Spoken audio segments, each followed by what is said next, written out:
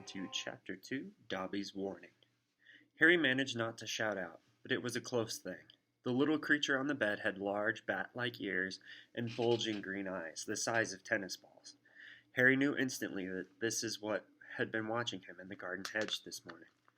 As they stared at each other, Harry heard Dudley's voice from the hall. Here's what Harry sees.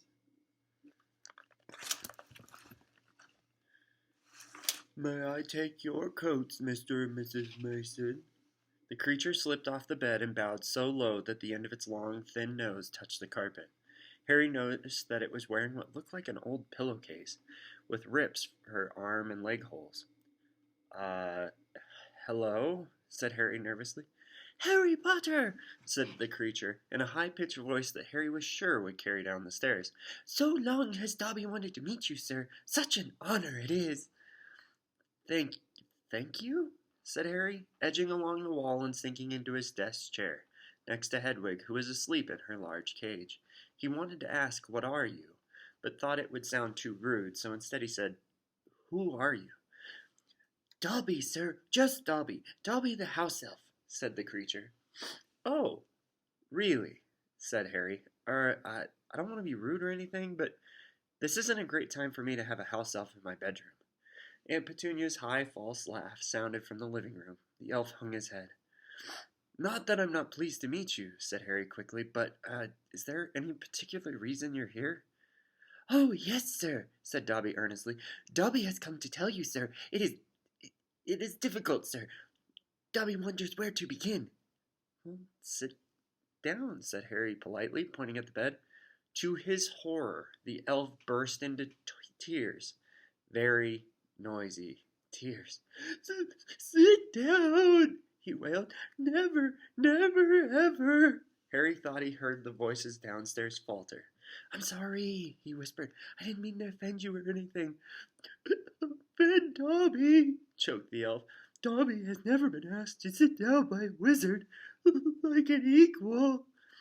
Harry, trying to say shh and look comforting at the same time, ushered Dobby back onto the bed, where he sat hic-coughing, looking like a large and very ugly doll. At last he managed to control himself, and sat with his great eyes fixed on Harry in an expression of watery adoration. "You can't have met many decent wizards," said Harry, trying to cheer him up. Dobby shook his head. Then, without warning, he leapt up and started banging his head furiously on the window, shouting, "Bad Dobby! Bad Dobby!" What are you doing?" Harry hissed, springing up and pulling Dobby back onto the bed.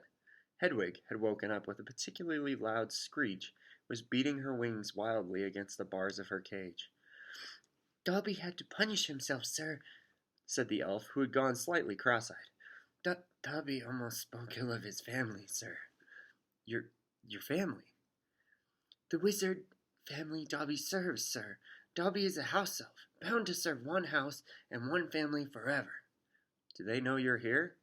asked Harry, curiously. Dobby shuddered. "Oh, no, sir, no.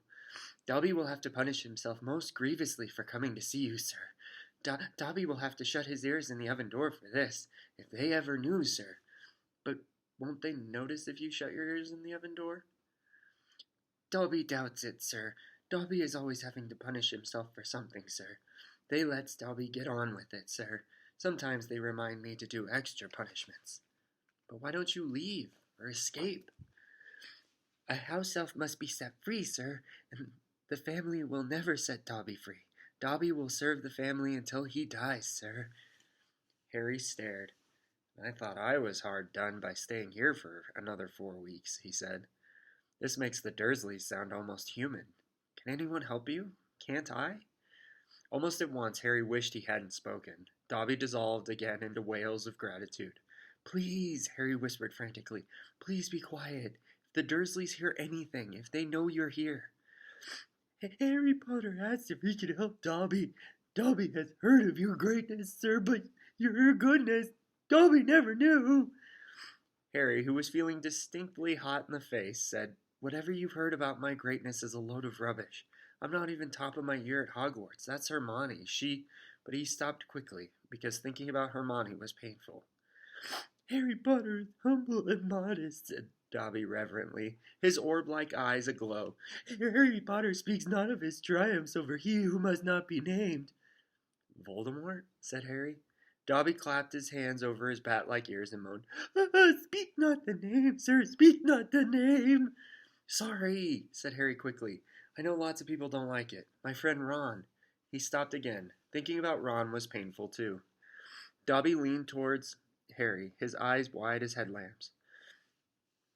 Dobby heard tell, he said hoarsely, that Harry Potter met the Dark Lord for a second time, just weeks ago, that Harry Potter escaped yet again. Harry nodded, and Dobby's eyes suddenly shone with tears.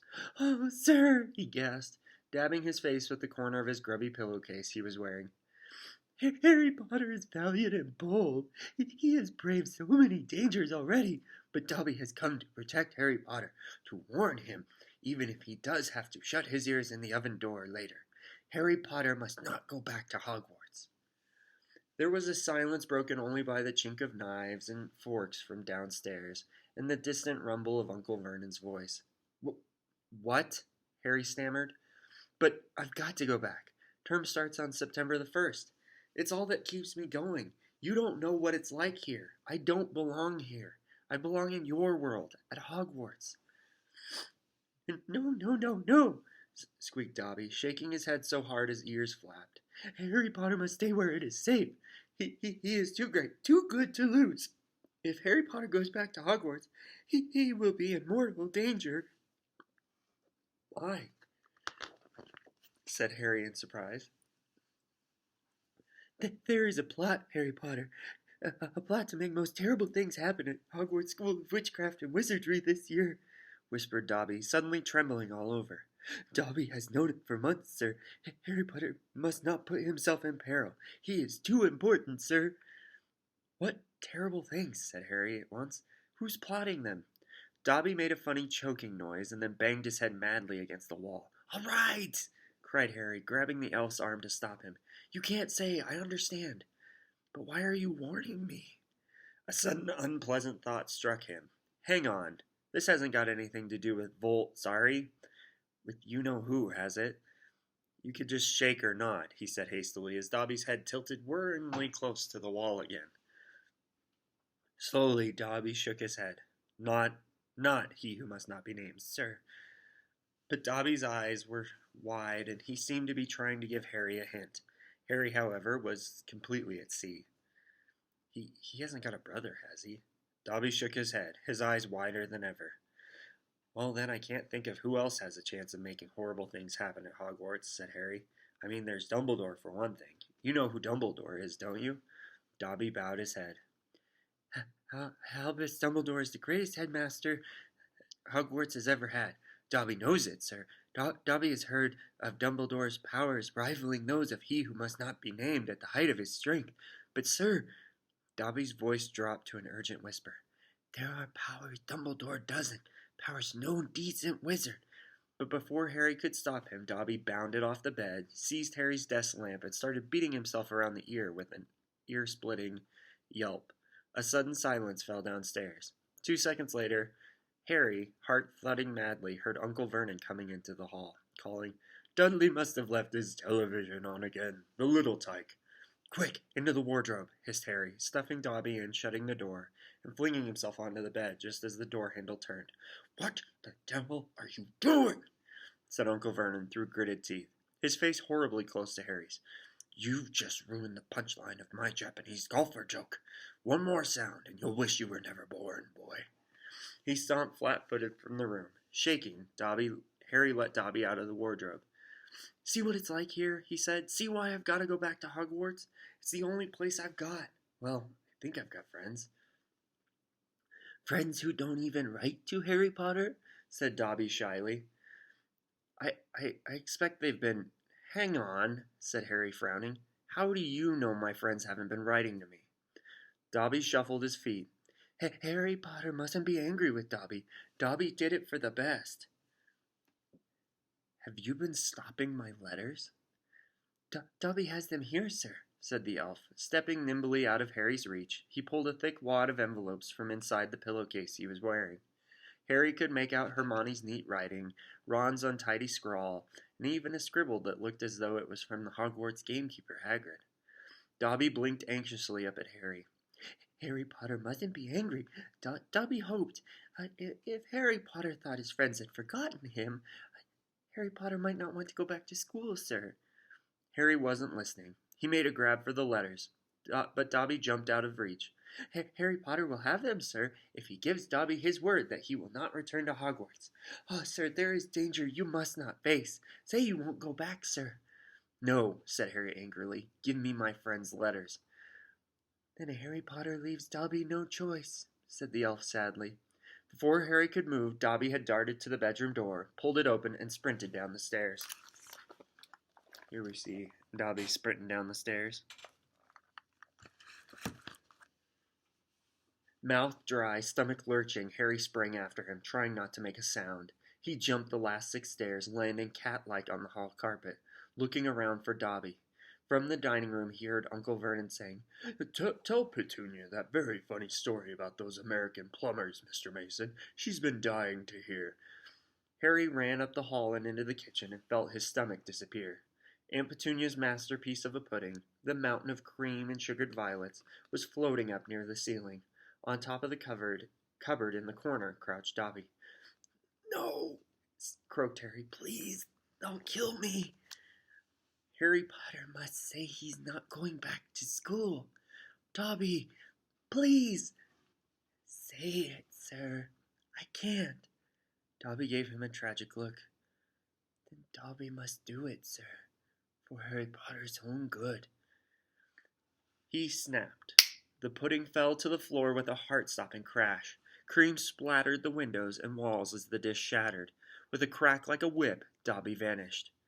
There were screams from the dining room, and Uncle Vernon burst into the kitchen to find Harry, rigid with shock, covered from head to foot in Aunt Petunia's pudding. At first it looked as though Uncle Vernon would manage to gloss the whole thing over. Just our nephew, very disturbed. Meeting strangers upsets him, so we kept him upstairs. He shooed the shocked Masons back into the dining room, promised Harry he would flay him to within an inch of his life when the Masons had left, and handed him a mop.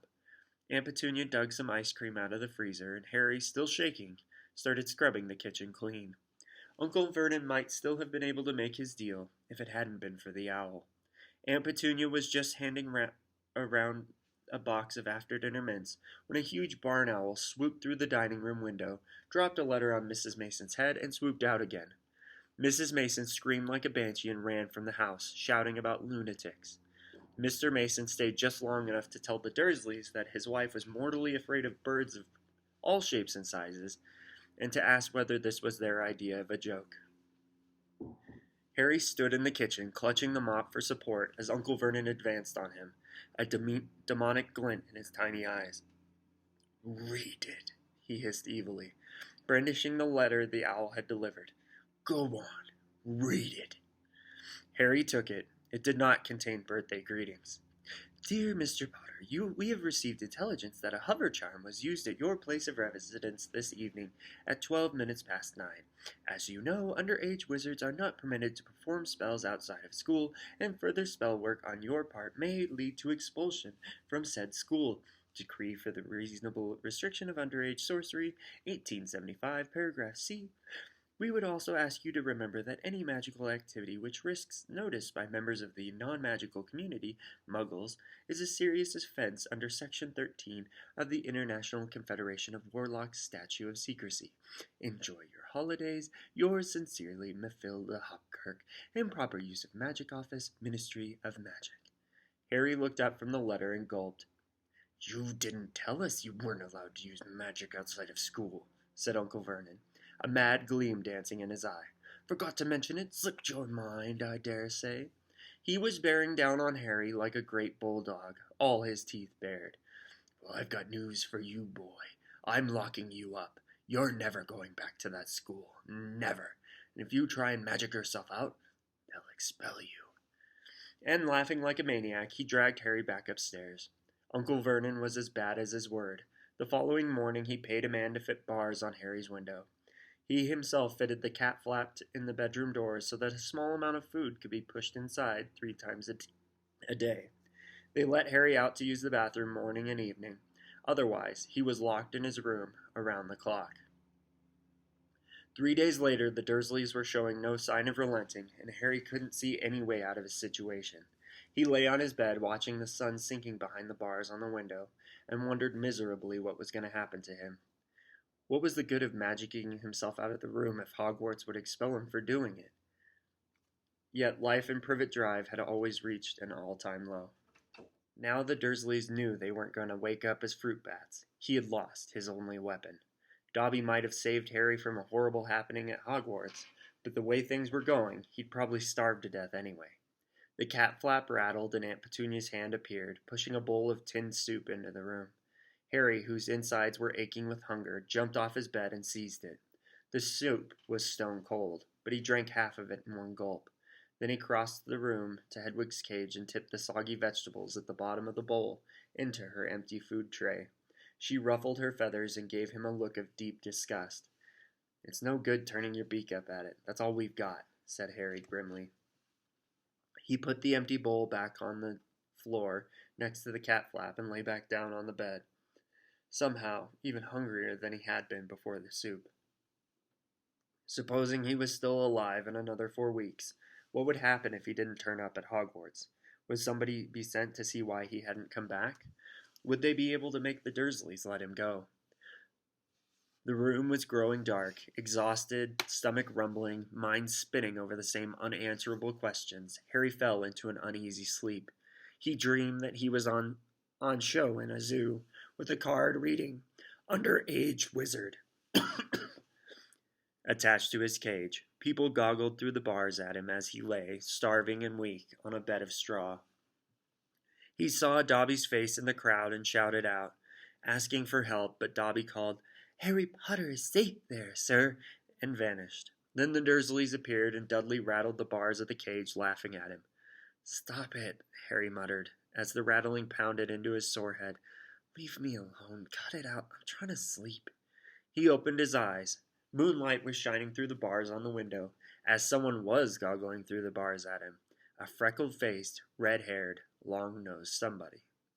Ron Weasley was outside Harry's window.